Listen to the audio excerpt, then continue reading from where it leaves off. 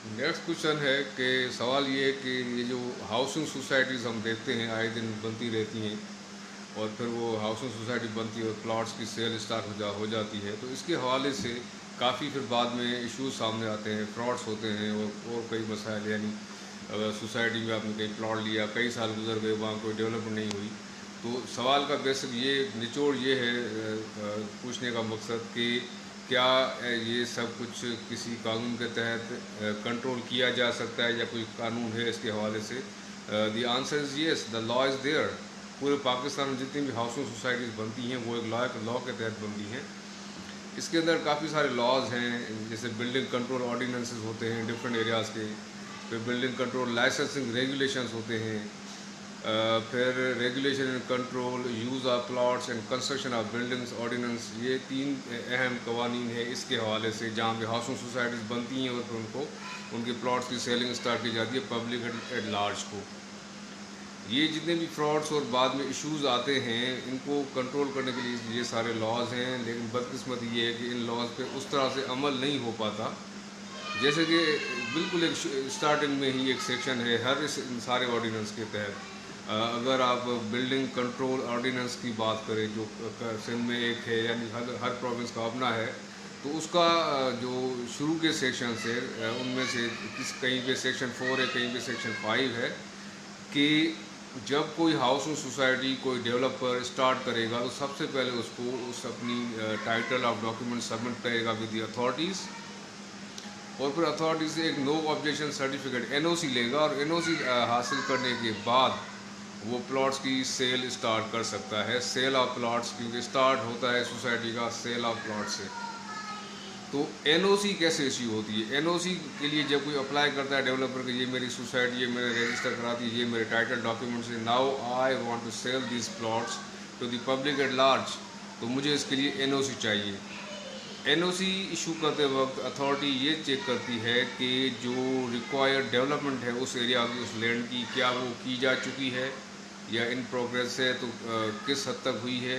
ये सारी चीज़ें देखने के बाद, यानी इस लॉ को का मकसद ये है टू मेक श्योर कि जो भी हाउसिंग सोसाइटी बन रही है वो डेवलपमेंट भी वहाँ हो रही हो, कि जहाँ पे शहरी citizens of the country plots booking कराते हैं और हर हर महीने उसकी प्रीमियम इंस्टॉलमेंट्स पे करते हैं, तो जब वो अपनी पोजीशन लें तो उनका प्लॉट रेडी फॉर कंस्ट्रक्शन हो, वहाँ पे वो अपनी जो अगर रेजिडेंशियल प्लॉट है तो रेजिडेंस बनाएं, कमर्शियल प्लॉट है वहाँ पे कमर्शियल बिल्डिंग शॉप बनाएं। तो ये इंश्योर करने के लिए ये लॉ है। इस लॉ पे अमल अगर हो प्रॉपरली तो इसके लिए बहुत ज़रूरी है ये। और साथ में अवेयरनेस इन द पब्लिक भी होनी चाहिए, कि जहाँ पे आप प्लॉट ले रहे हैं किसी भी सोसाइटी में, आपने सुना और चले गए, तो एटलीस्ट आप ये उनकी एनओसी ज़रूर चेक करें। Without NOC sale of plot by any developer और by any society is not allowed. इसकी कोई परमिशन नहीं है, एनओसी पहले लेनी पड़ती है। तो जब अवेयरनेस होगी तो फिर लोग इस झांसे में, धोखे में आने से बच सकते हैं, कि एटलीस्ट उनको पता होना चाहिए कि वो जहाँ पे किसी सोसाइटी में कोई प्लॉट लेने जा रहे हैं तो उसकी एनओसी ली है डेवलपर ने, बिल्डर ने, या नहीं ली है। उसका फ़ायदा ये हुआ कि आगे जाके जब वो अपनी इंस्टॉलमेंट्स पे कर रहे होंगे और कर चुके होंगे, और जब प्लॉट की पोजीशन लेंगे तो वहाँ पे वो जाके कंस्ट्रक्शन करेंगे। वरना आमतौर पर होता ये है कि यहाँ पे लोग सोसाइटीज़ में, हाउसिंग सोसाइटीज़ में प्लॉट्स बुकिंग करा के पेमेंट करके बैठ जाते हैं, या अक्सर सुनते हैं कोई कहता है मैंने 5 साल पहले प्लॉट बुक कराया था लेकिन अभी तक वहाँ कोई काम स्टार्ट नहीं हुआ है, ज़मीन वैसी की वैसी पड़ी है। और इसी तरह से 10 साल 15 साल कई सोसाइटी से गुजर चुके हैं लेकिन कोई डेवलपमेंट वहाँ पे नहीं हुई। अब डेवलपमेंट से क्या मुराद है? What does it mean by the term development?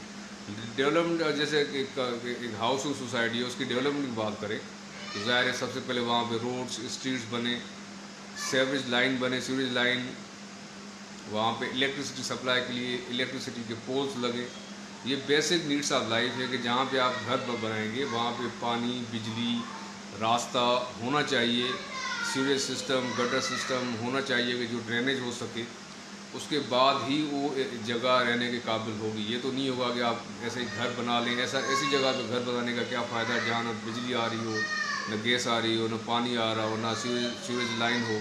तो दिस इज़ वाई ये कवानीन मौजूद हैं, और इनकी अवेयरनेस पब्लिक एट लार्ज को होगी तो उससे फ़ायदा ये होगा कि हाउसिंग सोसाइटीज़ भी लोगों को बेवकूफ़ नहीं बना पाएंगी।